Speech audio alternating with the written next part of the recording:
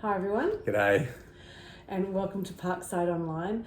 Thank you so much for joining us. Yes. We pray that tonight, as you join our conversation on A Helping Hand, that you'll experience the love of Jesus. Yeah.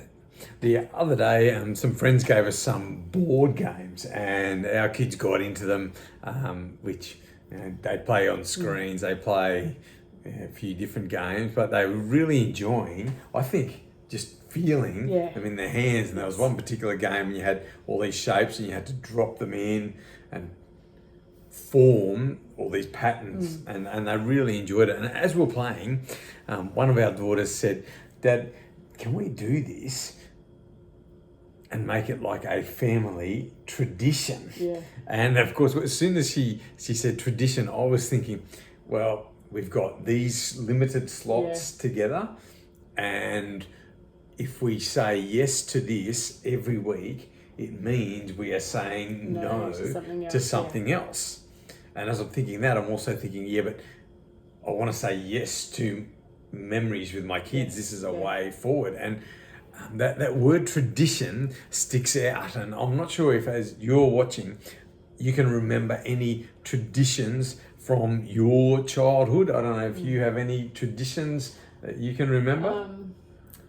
Not a lot, but I think we were talking this morning too, and a few of us had that, Saturday morning cartoons was a tradition, and I know my dad actually used to sit and watch a couple of those with us and just, have a laugh, a bit of downtime, which was good. And then our family has a tradition that has for a very long time of getting together on Christmas Eve. Yeah. So it's the big thing for us. Yeah, we used to get probably 2 solid hours of cartoons on a Saturday before mum or dad would kind of surface and then say, "Here you go." So, and that was good times. And with family, we had certain organisations, like we celebrate Christmas, and we would go to this family on Christmas afternoon, and then we would go to this family on Boxing Day, and everyone knew how it was going to go, and they all organised it. So and that's some of my favourite memories. Honestly, I can't really remember too much of the cartoons, but some of the family Christmas events were quite good. And again, as you're watching, perhaps you're recalling some good traditions that you've developed. And when we talk about traditions, we're actually talking about something that is handed on. And it's interesting to me that the origin of traditions actually comes from a Latin word, tradere, and it means to hand down, also means to surrender, also means to betray, to turn your back on something for something else. And I think we live in a time where a lot of traditions, a lot of behaviours and even attitudes that previous generations held, we're now challenging and sometimes outright tearing those things down. As an example, we live in these lands now called Australia, and people are challenging some of the statues that have been erected. And some of these are people that have been taught in the history books. There are names that I recognise, and yet now we're hearing voices from parts of the community that previously we didn't hear. And they're saying, but those people who made an impact in your community actually were destructive towards my community. And so we're left now with, well, what do we do? And it would be easy for me to say, well, this is my tradition. I'm going to stand by that. But is that then actually helping to move us forward? And I think I've been a beneficiary of your Christmas Eve tradition because it's actually helped to rebuild the family, to maintain some family connection. So there are some good things. Now, tonight we're going to explore faith and tradition. And if you are part of it or have been exposed to any kind of gathering, using religious in its broadest sense, I think those gatherings have a certain association with tradition. How would you describe that association? With tradition, when people get together, I think sometimes people just do things when they gather for religious purposes just because something has always been done, That's very not necessarily because it's something that, for example, in the Christian faith, that, you know, God or, you know, is in the Bible. They've just gone, this has always been done, and it kind of has those reverent overtones. But when you look at the Bible, it's like, that's not what they're asking. So I think sometimes traditions become, something like that. That maybe more importance is placed on it than was in the beginning. Yeah. Or what should be. Yeah. And so we're going to explore that tonight. And we're going to draw some inspiration here from Mark and Mark chapter 3. And so I'm just going to read a few sentences here, and maybe that'll help give us some illumination on faith, on following Jesus, and tradition. And so it just says here, now Jesus went into the synagogue again. Now this is even interesting of itself, because if you look at the history of the people who are being focused on in this story, the people, the Hebrew nation at that time, and there are some horrible things happening in the world right now, and I'm not trying to draw any connection between this history and the present. No. But the Hebrew nation here previously had built an amazing place of worship. Gold everywhere, cost now. It was years of work to make it happen, and it really was an amazing thing that they called it the temple. And it was, previous to that, there'd just been this tent that had moved around when the people were nomadic, but then when they settled, they built this huge temple. And then they were invaded, and this place of worship was destroyed. When they were taken away and then returned, and so then we saw a second place of worship, a second temple, and the difference between them was so stark that it's recorded that people who remembered the first temple actually wept because they said, it's good to have this place of worship, but it's nothing compared to the other one.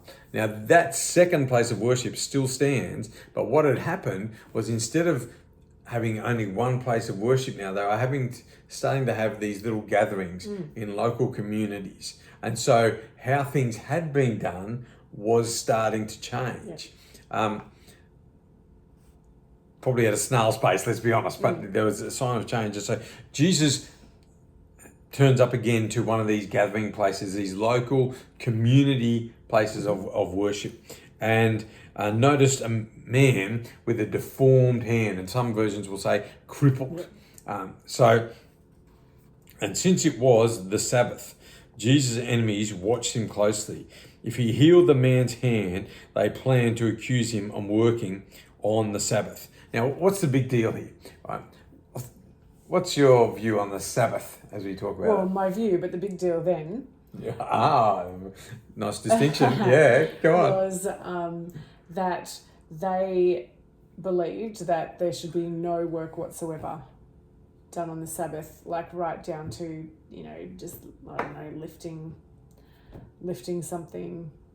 Now, can you unpack the origins of that? The origin was that in the beginning, if we read in Genesis, I think it's around Genesis 2, the Bible records God creating the world, and then it says on the seventh day he rested because he had completed the work. He rested from all his work. And pretty early on then, from there, in the writings, the written traditions of this nation, there's a particular book, and it's now known as the Exodus, but it records the people being given this rule that says, keep the Sabbath. And I'll just read it here. Exodus 20, if you're following it at home.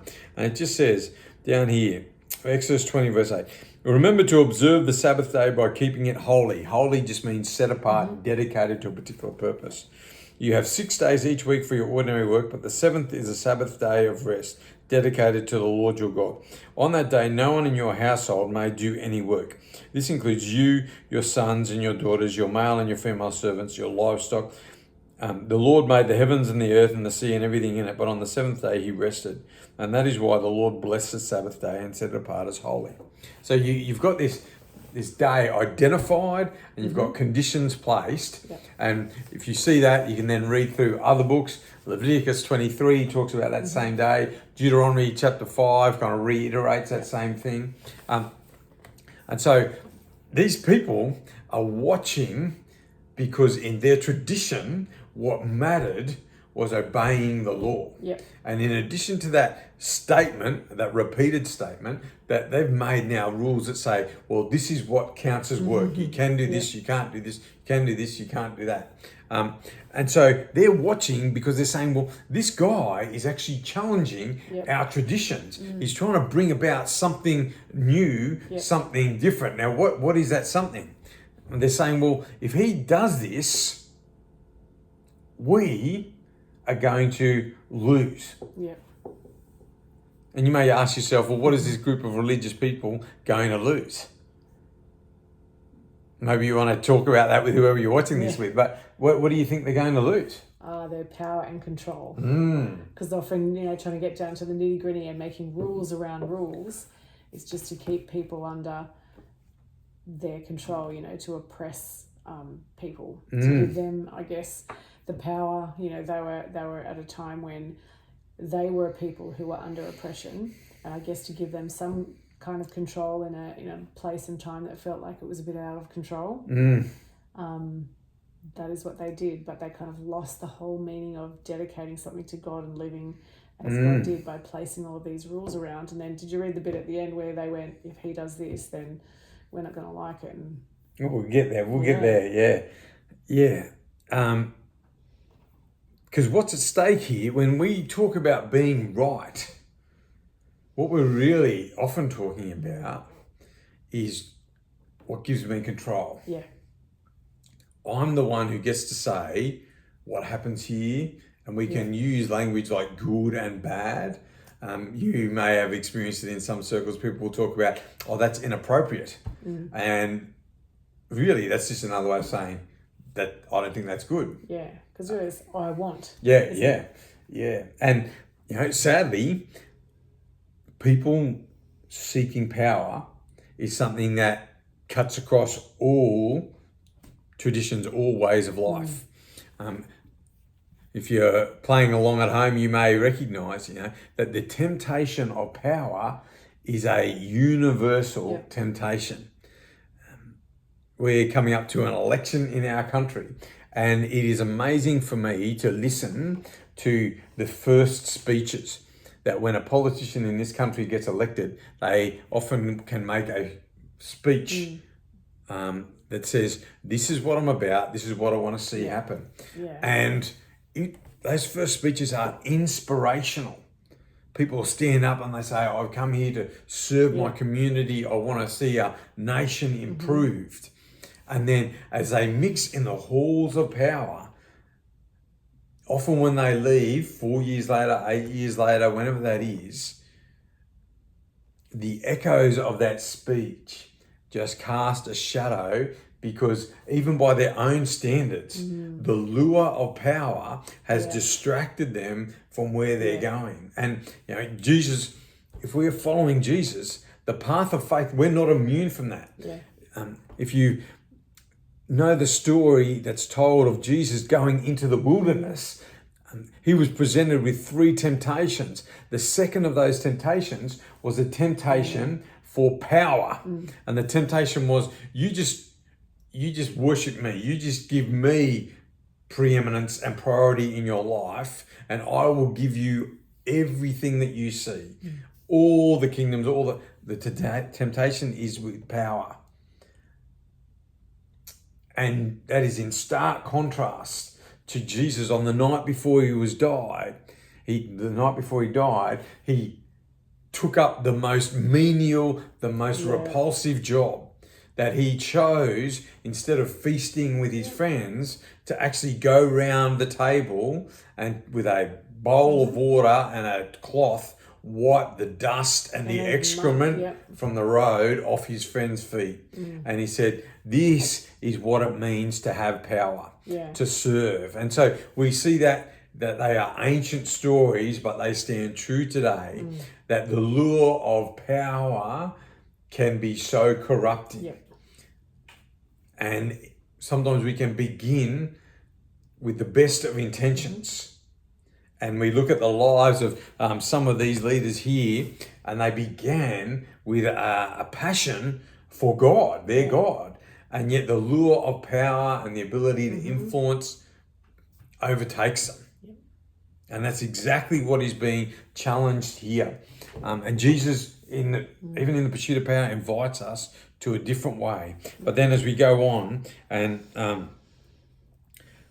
Jesus then says here, Jesus said to the man with the deformed hand, "Come and stand in front of everyone." And then he turned to his critics and he said, "Does the law permit good deeds on the Sabbath, or is it a day for doing evil?"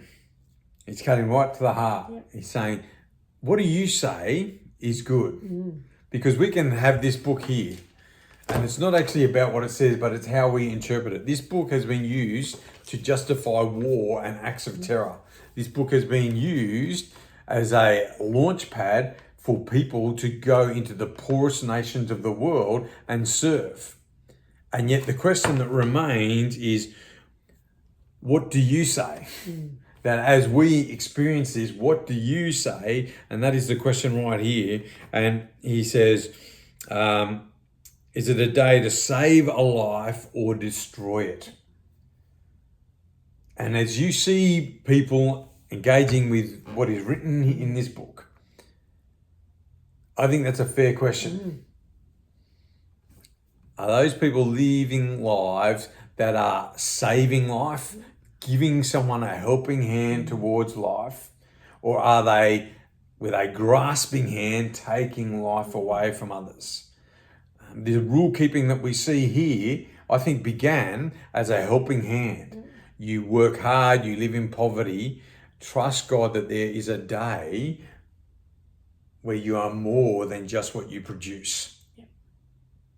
But now it has become a grasping hand that says, if you don't obey this rule, you are nothing. Yeah. And then he says, they refuse to answer. They've got nothing, right? He looked at them angrily and was deeply saddened in their hearts. I think that's powerful, that when we see faith communities become corrupted by power, when we see faith communities become a grasping, controlling hand instead of a helping hand, that these words still hold, that Jesus is angry. It's deeply saddening because of their hard hearts. And then he says, look, stretch out your hand. So the man held out his hand and it was restored. And then the final line here is, at once the Pharisees met with the supporters of Herod to plot how to kill Jesus. See, the invitation here is to step into a life-giving life, to offer a helping hand, to offer what some people have called a universal empathy. I care. I don't just care about me, I care about you. But we don't just care about you, we care about everyone. That when we follow Jesus, that there is an enlarging of our empathy, and that we are called to love without limit, that we are called to offer a helping hand without qualification, without hindrance, and to say, come, let's move forward together and find out a way that we can work out together. And in Jesus' healing here, he brings life. And it's interesting that for some people, following Jesus is a life-giving experience. And yet you see that in that moment of giving a helping hand to someone, there are others who are losing power and they go, right, this is it. We're going to kill this person. And when we choose to be a helping hand, there are those who are being benefited by the mess, by the control, and it's a challenge. And perhaps your environment is not one where you're going to lose your life, but you'll encounter resistance when we follow love, when we follow empathy into giving people a helping hand. And as we've chatted tonight, you may feel like there is maybe some physical ailment. You may feel like there is something wrong that separates you from other people. And we want you to know that in the community of Jesus, that everyone is welcome, that there is no distinction. You may be someone who's come from, I know that there are people watching this who's come from a religious background, but that religion has been a controlling and a dominating hand rather than a helping hand. And I'd say to you, that's not Jesus. That is not the Jesus that we see in this story tonight. And there may also be others of us who, as we encounter this story, that something within us is stirred to say, Jesus, I want to become that helping hand. And so we want to invite you to experience something of the life of Jesus right now, and just to pray a simple prayer that says, Jesus, I give you my life, such as it is. Give me your life. That helping hand that Jesus demonstrates so clearly here. And if that's a decision that you're ready to make, then we want to invite you to take a courageous step of faith and to begin the next chapter in the story of your life, and to follow Jesus on those next steps. So if that's your decision, then pray with us right now. Jesus, I give you my life. Give me your life. Jesus, I give you my life. Give me your life. And for those of you who prayed, we'd love to support you in any way we can. We'd love to hear from you. Drop us a comment on YouTube. DM us in our social media. We'd love to support you. And if you're moving through Southwest Sydney, we'd love to see you in person. Thanks for tuning in. God bless. Bye.